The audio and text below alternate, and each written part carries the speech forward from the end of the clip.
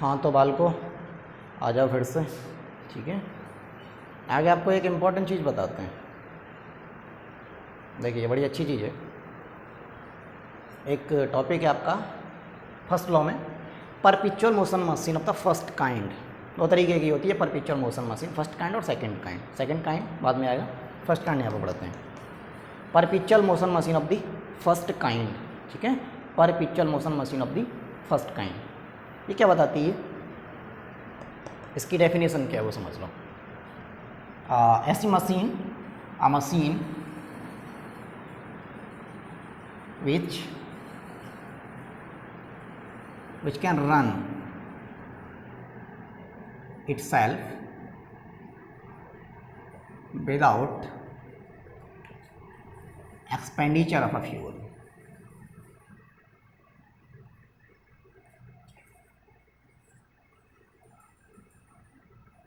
Expenditure of any fuel is called perpetual motion machine of the first kind.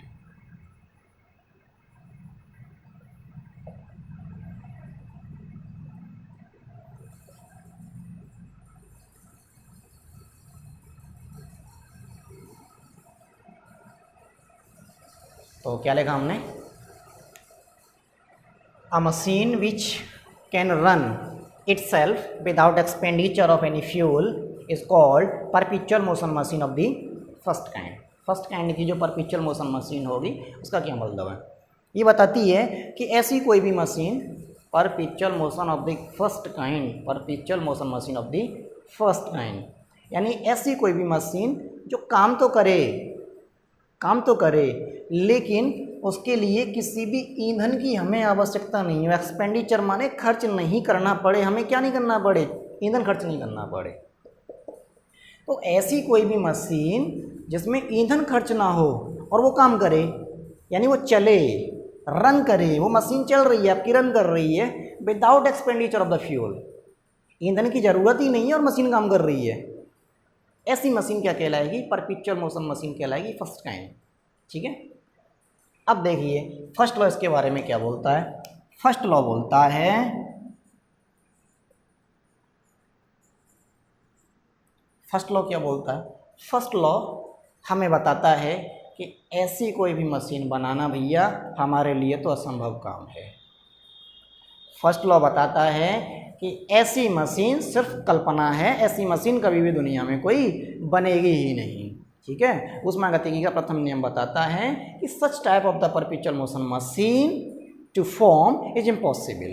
It is impossible that any machine which doesn't expend any fuel can work. Without expenditure of a fuel, the machine can run. It is impossible.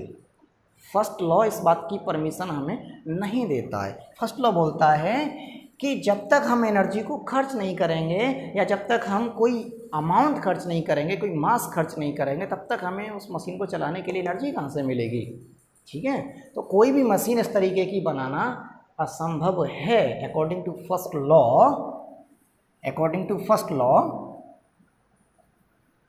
Law state that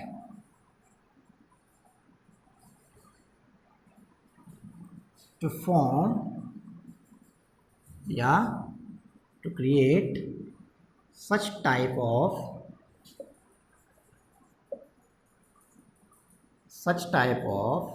motion machine is impossible, ठीक है भैया। First law क्या बता रहा है, first law कह रहा है कि ऐसी मशीन बनाना असंभव है, यानी ऐसा कोई भी इंजन बनाना असंभव है जिसमें ना डीजल डले, ना पेट्रोल डले, ना कोई भी गैस डले। जो गाड़ियां हमारी चलती हैं वो किससे चलती हैं, डीजल, पेट्रोल या कोई भी गैस यूज हमें करना ही करना है, कुछ ना कुछ। गैस वगैरह जो भी पेट्रोल है उसको हम क्या बोलते हैं, ईंधन बोलते हैं, सामान्य भाषा में फ्यूल बोलते हैं, सबके लिए कॉमन वर्ड ईंधन है। यानी ईंधन हमें चाहिए ही रहा होगा हर हाल में, किसी भी इंजन को काम कराने के लिए हमें ईंधन चाहिए ही चाहिए। जबकि first kind of motion machine बोलती है कि ऐसी कोई भी मशीन बन जाए कि जिसके लिए ईंधन की ज़रूरत ही ना हो, तो फर्स्ट लॉ बोलता है कि भैया ऐसी कोई भी संभावना नहीं है, ऐसी कोई भी संभावना नहीं है कि बिना ईंधन खर्च किए कोई भी इंजन काम करे, ठीक है जी। तो ये फर्स्ट लॉ का यहाँ तक एप्लीकेशन था। तो देखिए अब इसमें फर्स्ट लॉ में हमारे पास दो चीज़ें आई थी, डी यू बराबर बोलता है D Q plus D W, इसमें ये टर्म आती है हीट। तो सबसे पहले हम पढ़ते हैं हीट पढ़ेंगे, एनर्जी पढ़ेंगे और वर्क डन पढ़ेंगे, तीन चीज़ें अब हम पढ़ेंगे इसके बाद में, ठीक है। तो सबसे पहले हम पढ़ते हैं हीट क्या होती है, हीट ऑफ अ सिस्टम, ठीक है, हीट। तो देखिए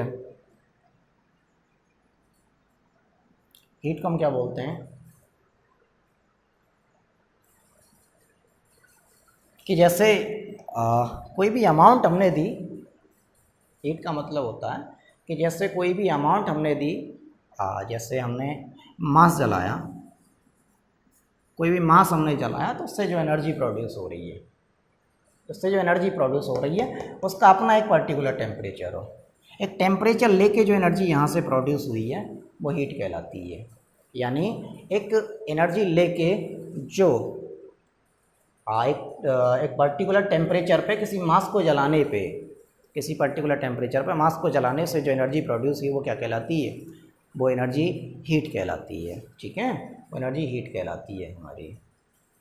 हीट का मतलब है एक पर्टिकुलर टेम्परेचर से, ठीक है ना, एक पर्टिकुलर टेम्परेचर से मतलब है, यानी कोई भी बॉडी कितनी गर्म है इस बात को हमें वो हीट बताती है। एक वर्ड आता है,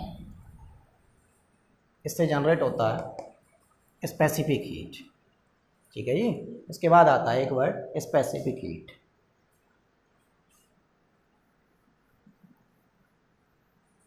तो देखिए हीट के बाद हम पढ़ते हैं स्पेसिफिक हीट।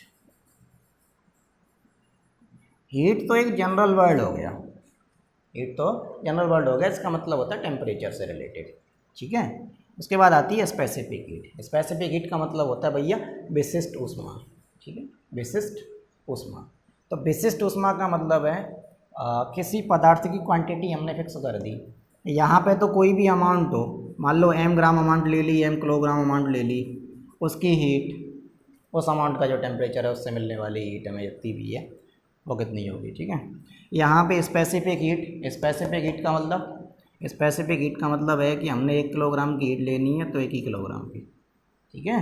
यानी स्पेसिफाई कर दिया हमने किसको, क्वांटिटी को, फिक्स्ड क्वांटिटी की, क्वांटिटी को क्या किया गया, क्वांटिटी फिक्स कर दी गई, क्वांटिटी फिक्स कर दी गई। फिक्स्ड क्वांटिटी की जो हीट होगी, कोई भी सैंपल है, मान लो 1 किलोग्राम लिया गया, 1 ग्राम लिया गया, 1 ग्राम की हीट कितनी है, तो उस हीट को क्या बोलेंगे, स्पेसिफिक हीट कहलाएगी। इसके बाद आती है हीट कैपेसिटी। हीट कैपेसिटी, इसके बाद एक टर्म आती है आपके लिए heat capacity of a system या कोई भी बॉडी, ठीक है, heat capacity of a body या सिस्टम।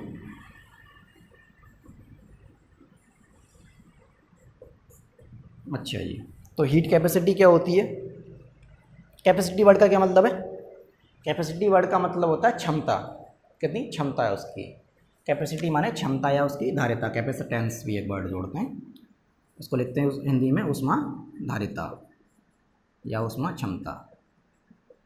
कैपेसिटी मतलब क्षमता कितनी है किसी भी सिस्टम की, heat capacity of a system, heat रखने की क्षमता किसी भी सिस्टम की, किसी भी सिस्टम को कितनी हीट वो अटेन कर सकता है, कितनी हीट को वो कंटेन कर सकता है, वो कहलाती है उसकी हीट कैपेसिटी, ठीक है जी। तो हीट कैपेसिटी को हम लिखते हैं सी से, कैपिटल सी से हम हीट कैपेसिटी को लिखते हैं। हीट कैपेसिटी की डेफिनेशन आप लिख लीजिए, the amount of heat, heat capacity की हम डेफिनेशन लिख रहे हैं, लिख लीजिए, the amount of heat required to raise the temperature of a substance, the amount of heat capacity, हम बोलते हैं the amount of heat required to raise the temperature of a substance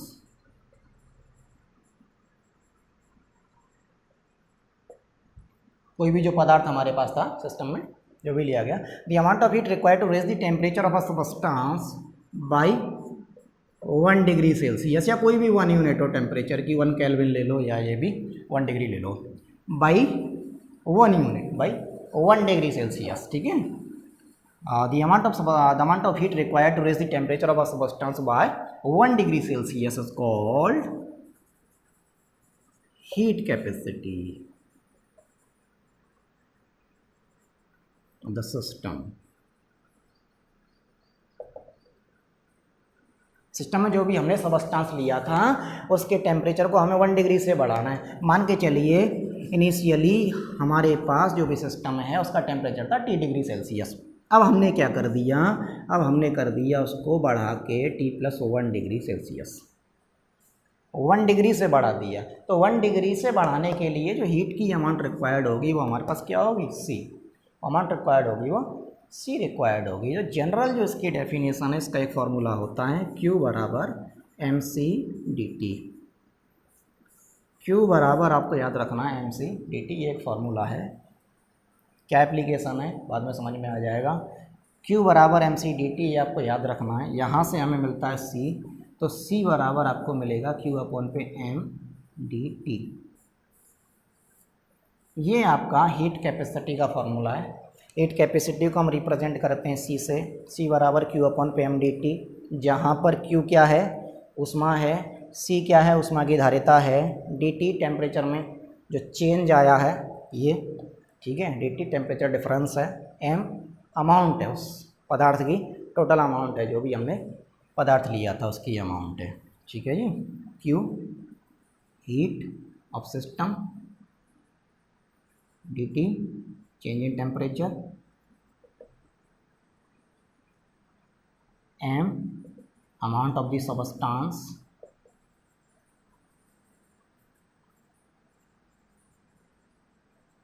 और C आपकी होती है हीट कैपेसिटी। तो ये general term है आपकी, ठीक है। और इसमें भी आगे टर्म्स आती हैं आपकी, ये हो गई आपकी हीट कैपेसिटी। अब हीट कैपेसिटी भी आपकी दो तरीके की होती है, एक तो मोलर हीट कैपेसिटी और एक स्पेसिफिक हीट कैपेसिटी। दो टर्म हम डिफाइन करते हैं, मोलर हीट कैपेसिटी और स्पेसिफिक हीट कैपेसिटी, ठीक है। उनको भी आप लिख लीजिए लगे हाथ। Molar heat capacity, specific heat capacity, ये भी दो प्रकार की होती है।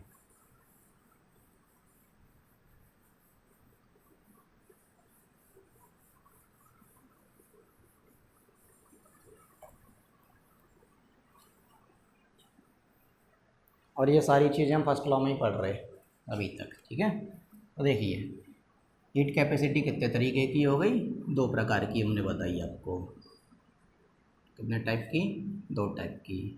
पहली मोलर हीट कैपेसिटी, दूसरी आपकी स्पेसिफिक हीट कैपेसिटी। तो पहले हम लिखते हैं molar heat capacity.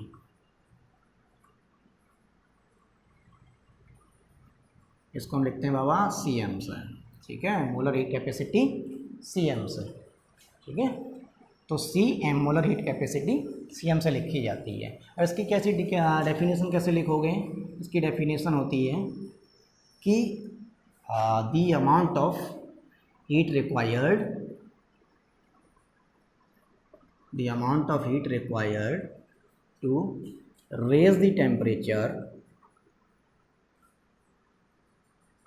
to raise the temperature of a substance।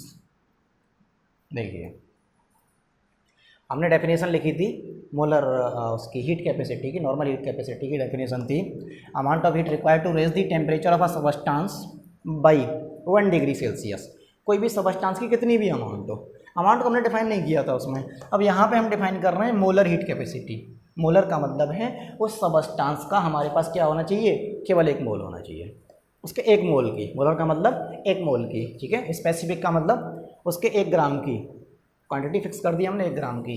अब यहाँ पे हम लिखेंगे the amount of the heat required to raise the temperature of a substance, to raise the temperature of 1 mole of a substance, of 1 mole of a substance, mind it, 1 mole of a substance to raise the temperature of 1 mole of a substance by 1 degree Celsius is called molar heat capacity.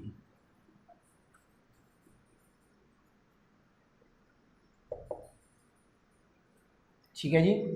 फिर देखिए इसको हम किससे represent कर रहे हैं, it is represented by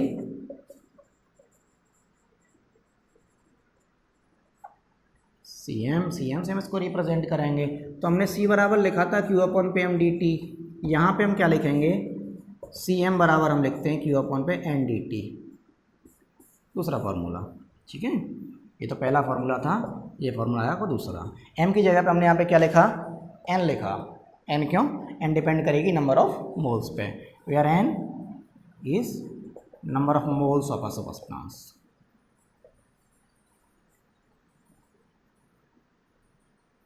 M substance की amount थी, मोलर के लिए मोल्स की नंबर पे डिपेंड करेगी, तो NDT हमने लिया, N is the number of moles of substance. ठीक है, ये आपकी डेफिनेशन यहाँ पे रही। तीसरी डेफिनेशन आपकी आती है स्पेसिफिक हीट कैपेसिटी की। ठीक है, वो भी इसी तरीके से आपको लिखनी है। स्पेसिफिक हीट कैपेसिटी, स्पेसिफिक के लिए क्या लिखोगे,